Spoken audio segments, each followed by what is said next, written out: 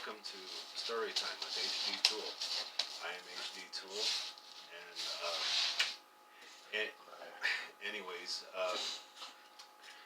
I have a couple of things to say before I start reading. One of which is, if you like what you read, or what I'm reading to you, click like or subscribe. Also, if you like what I'm reading to you, you can check out my other books on Amazon under HDTHUL. And well, the other thing is, just before I get started, I want to let you know what was going on before, which was Leonard and Chris had volunteered to throw hides on a hide truck. So to start this off, chapter 2, page 28. Here we go. Count your blessings was a thought running through Leonard's mind, thinking about all the countless mornings that came with a smack to the face or a punch in the eye, or just being crabby or angry. At what? Who knows? Who even cares? All Leonard knew is that days like this don't come easy. So he is enjoying it while it lasts, because it would be a miracle if he could go through the whole day without getting someone upset. One second. Get a drink. Cottonmouth. Yes, cottonmouth. Yeah, you're right. Anyways, so the boys followed Daniel into the processing plant through their basement, as their house was connected to the plant as well, by other passageways. They went through the door as there were hooks hanging and dangling above their heads as they made their way through a series of chains and hooks, which seemed to be dangling directly above their heads as they found their way into the main processing area, as there were already 3 people waiting. They waited till right at 6, when the other 3 made it. Glad to see all you are here so early in the morning, Daniel said cheerily. Everybody seemed to still be trying to wake up, as they were all looking just a little bit sluggish. I have coffee for whoever wants some, and some water too. Please stay hydrated today. I heard this morning on the radio that it was going to be hot today. The sooner we get this done, the sooner we can all go home. So let's get started. At that, everybody got to their workstations and where they wanted to be for the day, and the conveyor started up. Daniel paired everybody up accordingly. Judy and Janet were paired up and told to start up in the hide room. He put Chris with Mark, as both were big and strong. He had them throw the hides to Leonard and Tommy, who were stacking hides on the flatbed trailer. Paul York stepped out of his Peterbilt with a clipboard and an invoice that he handed over to Daniel, who signed the invoice and took the carbon copy underneath for his files that he kept very meticulously and orderly in his file cabinet that was in his office, which was in the vicinity of the meat processing building. Paul had short brown hair and a full beard. He wore a flannel shirt, leather boots, and glasses. Paul made this trip many times before. He is one of the 3 drivers who come to the Hendersons on their rounds. As Daniel was making his way back from filing his invoice, Paul asked, "Hey, how's the wife and kids?" "Oh, we're doing good, Paul, and you?" "Oh, not too bad. I mean, considering." "Considering what, Paul?" "Considering how my son Rodney got drafted to go to Nam." "Shit, man, that sucks." "Yeah, it does. Anyway, I heard from him yesterday. He hasn't gotten shipped off to go overseas yet, although he is going through basic training in San Diego. I'm assuming he will get shipped off as soon as he graduates from his training? Yep, and they won't even give us the opportunity to see him off before he goes. When does he graduate? In about 2 more weeks. So at least we can see him off before he goes, but it's not the same as having him in your home, you know. Yeah, I know. Well, the good thing is that I heard on the radio that the war is going to be over soon. So maybe the war will be over by the time he finishes his training. Yeah, maybe. After their conversation, Paul reached into his wallet and pulled out 3 $100 bills and then said, "There's your cut. See? Human skins sell more than what you think, don't they?" Honestly, I didn't think people would even buy human skins, even off the black market. People will buy anything these days. I can certainly see that now. I'll talk to Nathan Rodridge. I'll let him know you were on your way. Nathan Rodridge is a local mafia leader, and he is the one who is selling the human skins on the black market. They worked hard and long that Saturday. The girls would drag the heavy and salty and hairy cowhide from the pile, throw it on the conveyor, which went straight to the truck, where Mark and Chris would rip the hide from the corner and hoist it up to the truck, where Tommy and Leonard would catch the hides and stack them neatly on a pile on the flatbed trailer. 10 o'clock rolled around, and the sun was high in the sky. Being that they were having a heat wave coming the whole midwestern section of the United States, and they were expecting a high of 95 today. Daniel told his workers to stay hydrated and to drink plenty of water. He had a large cooler of ice water, and there with the disposable cups on the side for everyone to grab whenever they needed a drink.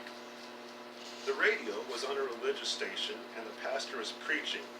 No, shouting something about Judgment Day, and that the time was at hand. Shortly after the minister had belted out about blasphemies and going to hell, there was a public broadcast message about Brian Scott and Gordon Burnett, 2 runaway teenagers who were reported missing for the past 48 hours. And that the search for them had commenced, says the state police department. "Smoke 'em if you got 'em," Daniel said as he was grabbing a cup of ice water from the water cooler and then taking a sip. Judy pulled out a pack of Lucky Strikes and tapped the back of the package of the cigarettes against the palm of her hand, and about 4 or 5 cigarettes slid out with the butt sticking out. She picked one out, put the cigarette in her mouth, lit the cigarette with a Bic lighter, took a drag, gently let the cigarette down to her side as a puff of smoke left her mouth, and she put the pack away in her purse. Janet asked Judy if she could have a cigarette, and Judy pulled one out of her pack and gave it to her as Judy said thank you. Leonard and Chris went to the coffee machine, and after Leonard and Tommy got down from the flatbed and each got a cup of coffee and sat down, Daniel pulled out a pack of Marlboro and pulled out a cigarette and began to smoke a cigarette.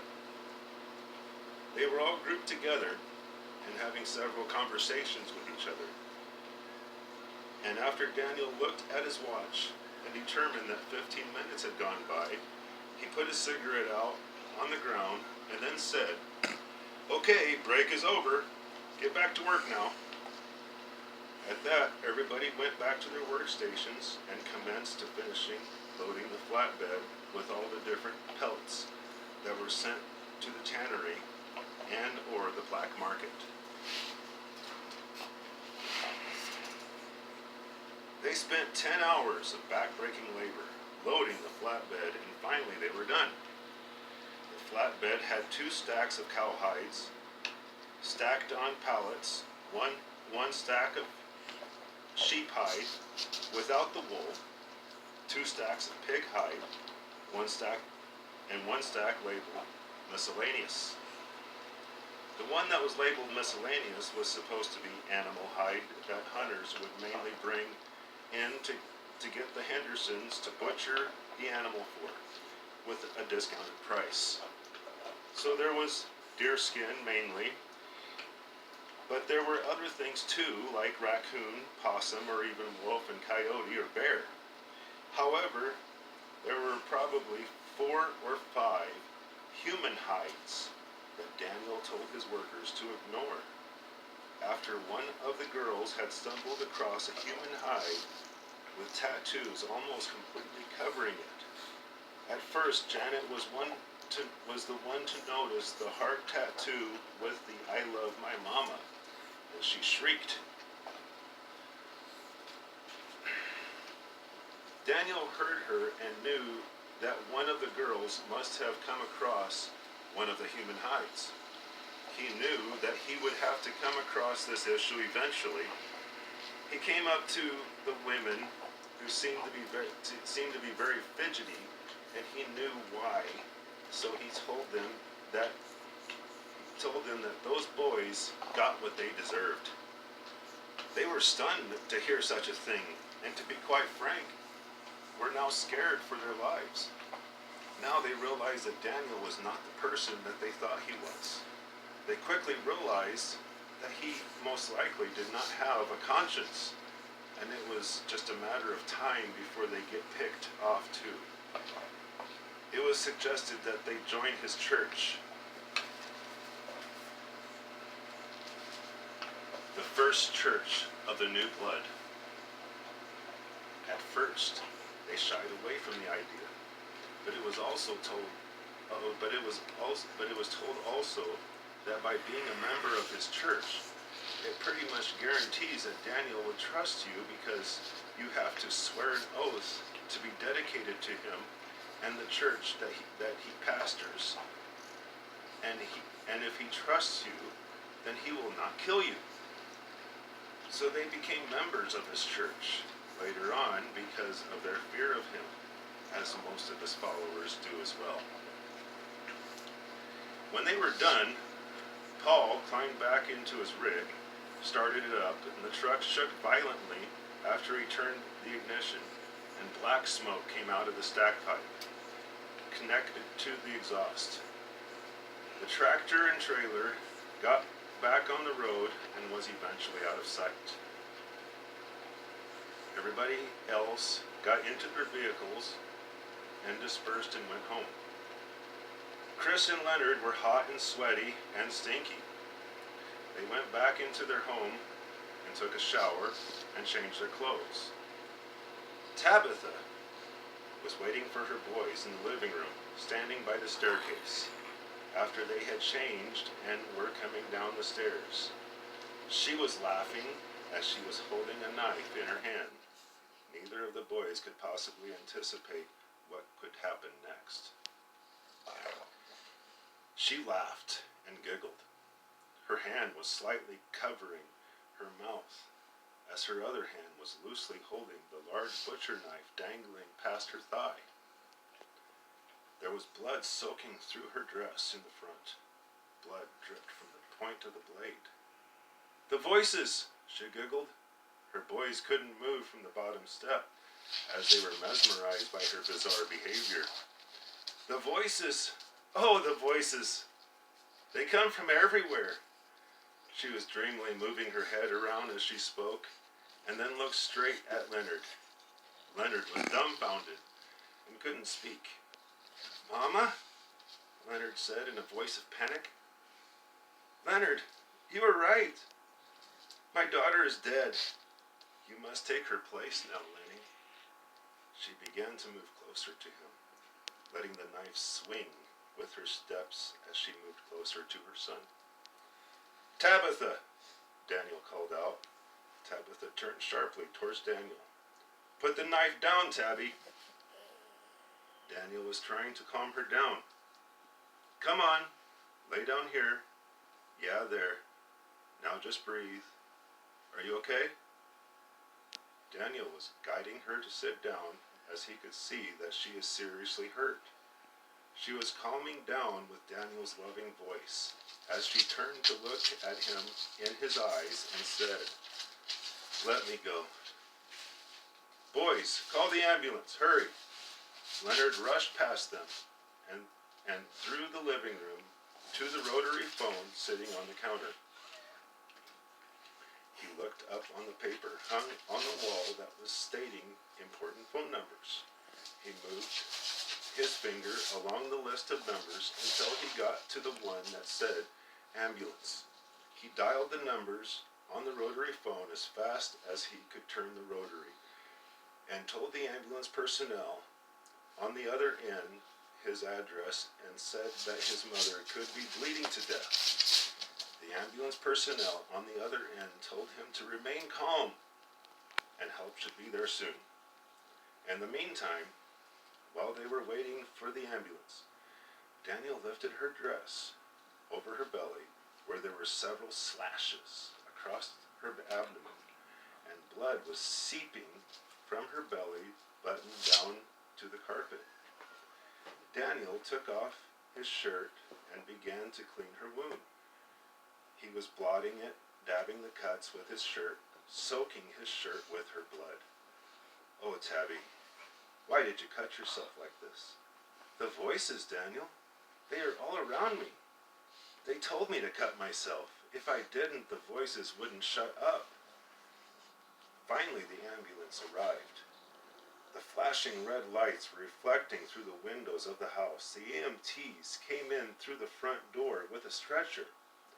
They set the stretcher beside her and transferred her to the stretcher and carried her into the back of the ambulance. Daniel went in the back of the ambulance with her as she was transported to the hospital. They took her to the nearest hospital, which was the Humboldt Memorial Hospital.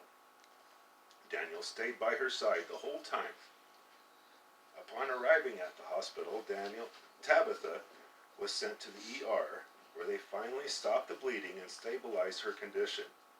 Soon afterwards, a doctor came into the room that they put her in with a clipboard in his hand. He sat down next to her on the other side of her bed and asked her, "Mrs. Henderson, can you tell me what happened to you?" "Doctor, I really don't think she is any shape to be answering any questions. Do you?" "Mr. Henderson, I can see that these wounds seem to be self-inflicted. This may be a sign of mental illness." "She's fine, doctor. She don't need a shrink. She has me." "Well, she may, sir, but I'm worried that she may do something worse. Next time, she may end up killing herself or somebody else. Doesn't that concern you?" "Of course it does. But I know that if a shrink looks at her, they will send her away. So no thanks, Doc." "Okay, I can't force you, but I would really consider getting her some help. Here, I'm going to prescribe you this for her. I think it might help so you won't have an episode like this one again. So I just have to ask and make sure that you know what you are getting yourself into." "Don't be concerned, Doc. I deal with her on a daily basis." "So you know how bad it can be then?" "Of course I do, and I am prepared to handle the responsibility." "Okay, just as long as you know this ain't going to be no walk in the park." "I'm fine, Doc, really." "All right, fine, have it your way." Finally, after the doctor prescribed Prozac to Tabitha and giving Daniel phone numbers to psychiatrists, the doctor released her and Daniel called for a cab to take them home. That is the end of chapter 2, page 34. So we're done with this right now. We're going to start on chapter 3, which is Daniel Lawson's Search for Revenge. That's going to be started on the next read, which will be on page 36. So, anyways, as I said before, if you like what I am reading to you, click like and subscribe. And also, if you like what you are reading, or what I'm reading to you, I should say, I have my other 3 books, as well as this one, Henderson's Meat Wagon, on Amazon under HDTHUL, with the last name spelled THUL. So thank you very much, and have a good day.